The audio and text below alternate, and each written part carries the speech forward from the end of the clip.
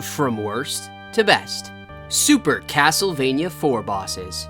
Castlevania 4 is an absolute banger on the Super Nintendo. For an overview of my thoughts, check out my Games We Love video on Super Castlevania 4. Essentially a remake of the first NES Castlevania, this is the title where Simon Belmont reached his peak in terms of character control. This is extremely satisfying as you can meet the challenges of the game in a way that feels fair, which was something new for the series at this point. With Simon's one-button item control and impeccable whip fluidity, he is able to take on Dracula and his most powerful enemies. And that's what we're going to look at today as we rank all the bosses in Super Castlevania 4 from worst to best. Here's what I considered in my rankings. The battle itself, how it plays, and its strategies. How does the battle affect the main character at the time of the fight? The lore behind the boss, and the boss's design and setting. Remember, my name pronunciations may differ from yours, so let's get started with the boss battle that's ranked the lowest. Medusa. While continuing his journey, Simon is abruptly challenged by a mythical menace. Like in the original Castlevania, Medusa acts as the second boss in the game. This topless femme fatale actually has the ability to turn you into stone briefly, which is a step up from the first game. She will also launch snakes from her head to attack you. Unfortunately, the few upbeats in this battle don't make up for the fact that she is incredibly easy to defeat. The grimy brown setting and her earthy palette just doesn't help much either. Medusa doesn't stand a chance against Simon, even this early on in his journey, which is funny because you actually fight her in the middle of the second level and not at the end. The boomerang will take her down even if you are turned to stone. That, with a few whip strikes, will end this battle quickly. Raudain. Early on his journey, Simon comes face to face with a menacing skeletal knight blocking the road. Raudain is the skeleton rider from the first level. If you follow my content, you'll know I love some skeleton goodness. While visually Raudain and his skeleton horse tick all my boxes, this two-phase battle isn't much to write home about. The fireball shooting skeletal steed gets defeated quickly, and Raudain's swordsmanship is just fodder to your mighty whip. He'll use his lance to down-thrust you right out of Zelda 2, so as long as you keep moving, Raudain will be defeated quickly enough. As the first boss, this is to be expected as you gain more experience with Simon. Akmodon. On a tall tower, rats shoot up and take the form of the mighty mummy Akmodon. Akmodon is an enemy who will teleport and shoot fireballs at you. It seems more perilous because of how the stage is laid out than it really is.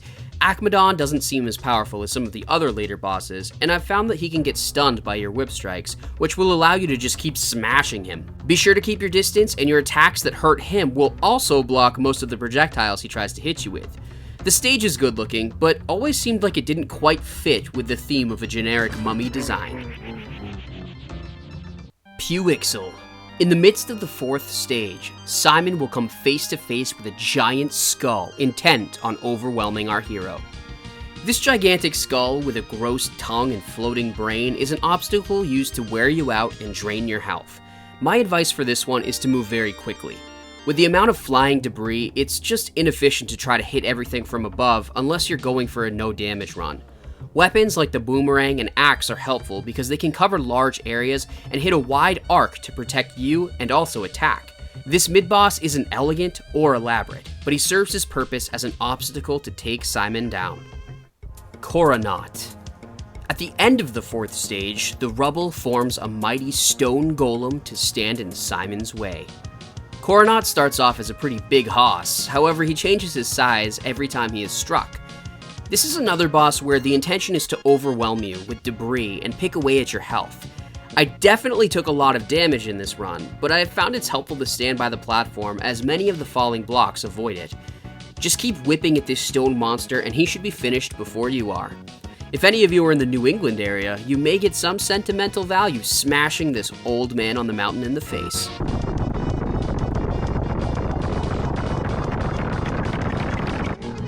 The Dancing Spectres. In the haunted halls, Simon enters a decadent ballroom of death. The Dancing Spectres are another very memorable part of Castlevania 4 to me. It's a really cool concept and visual. It's just a shame that the boss fight can be finished in about 5 seconds. Simon beats the holy hell out of this dancing duo very quickly. They will disappear, dance toward you, and sometimes throw projectiles, but Simon is a beast in this game, so you should be able to beat them relatively easily. Gaibon. On a beautiful moonlit balcony, Simon is confronted by a menacing flying monster. Gaibon has a very cool design and entrance in this game.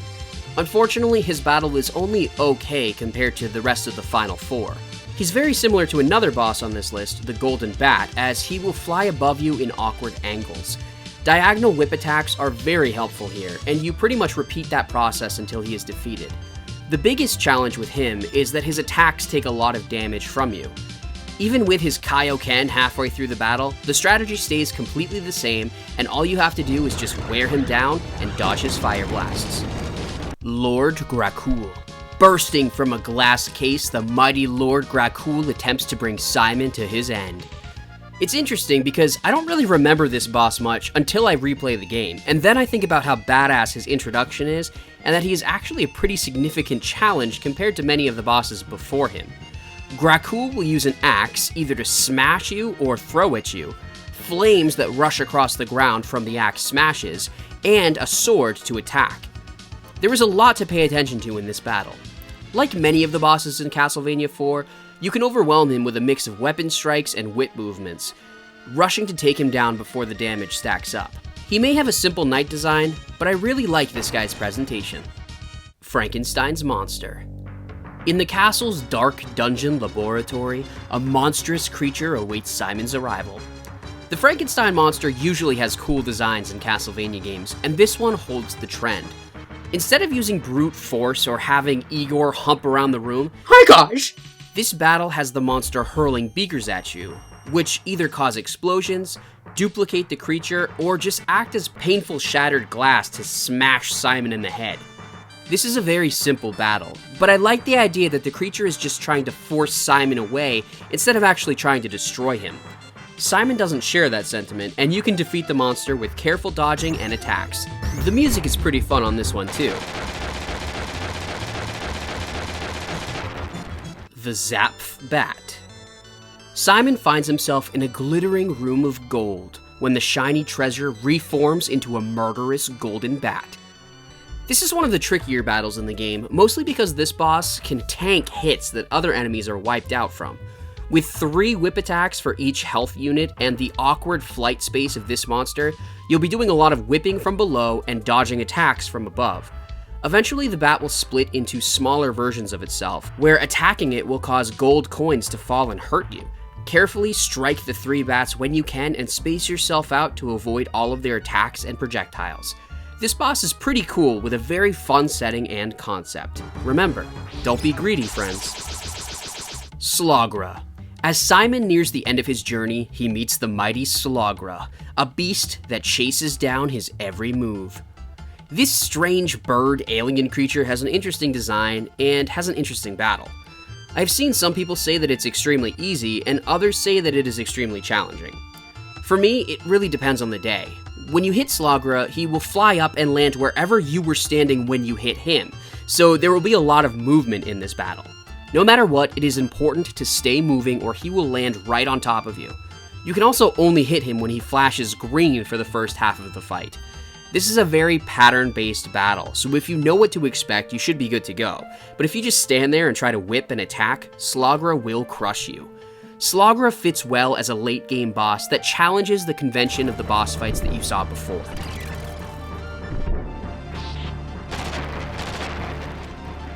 The Twin Vipers. After climbing up perilous platforms, the tower floods, and Simon Belmont needs to carefully confront the mighty Twin Vipers. This is one of the first bosses I think of when remembering Super Castlevania 4. I love the Twin Viper designs, and while this is another pretty easy boss, especially if you have the axe, I think the careful platforming and dodging with Simon is very satisfying. They'll attack with mouth blasts and lash out at you. The flooded tower is a fun setting, and the Vipers' deaths are gruesome and cool. Twin Vipers may be ranked higher than expected, but I think good early bosses are an important thing to have in games.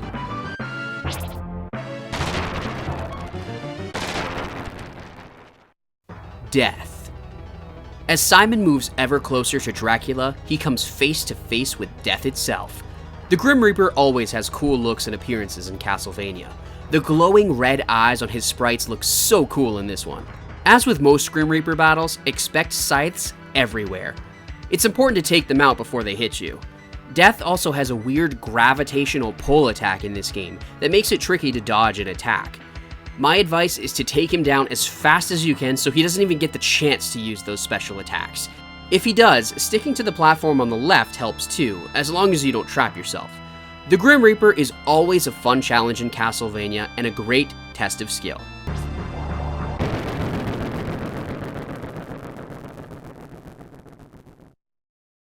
Dracula. With the energy and electricity of a Super Saiyan 2, Dracula appears to finish Simon Belmont off once and for all. This battle is extremely fun and a great test of the skills you've mastered with Simon throughout the game. In my worst to best video on Castlevania 4, I said that the added challenges in this game can be met fairly because of how well you can control Simon and the whip. This battle is essentially a showcase for that.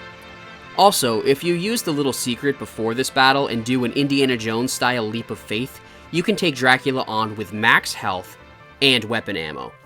This is another battle to take your time with and make sure you handle all of Dracula's attacks, which can all be taken out with your whip or a simple movement to the side. Unfortunately, his ginger design is a little goofy, and we don't get a true monster form. In this one, the second half of the battle is essentially a scary-faced Dracula with a freebie cinematic ending. All you need to do is move a little bit to the side to avoid the lightning and smash in Dracula's ugly face with your whip. While Phase 2 isn't even really a fight, it's a fun moment and closing to the game. Even with the shortcomings of this Dracula battle compared to some of the others in the series, it is a fantastic showcase of everything Simon and you as the player can do. And that's exactly what a good boss is supposed to be. And that's why it's the best.